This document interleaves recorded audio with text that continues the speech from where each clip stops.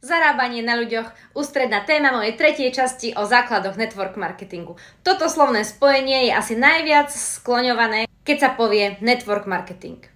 My ľudia sme tak neprajní a tak sebeckí, že už len myšlienka na to, že keď si kúpim nejaký produkt, že na ňom niekto konkrétny zarobí, nás totálne rozčuluje. Ale to, že denne platíme za služby, za produkty, za potraviny, za všetko, čo k životu potrebujeme, to nás až tak nevytáča. Pravdou ale je, že čokoľvek, kdekoľvek kupujeme, tak to tvorí obrat, tvorí to tržby, tvorí to zisky a niekto na tom zarába. Úplne s radosťou sponzorujeme obrovské reťazce, kozmetiky, oblečenia, ale keď máme podporiť svoju susedu, kamarátku alebo nejakú známu, tak nám je to proti srsti, lebo ona na mne zarába. Úspešnosť každej spoločnosti stojí a padá na úspešných predajcoch. Človek, ktorý ti ponúka produkty a služby spoločnosti, ktorej on je sám spokojným zákazníkom, je to najlepšie, čo sa ti môže stať.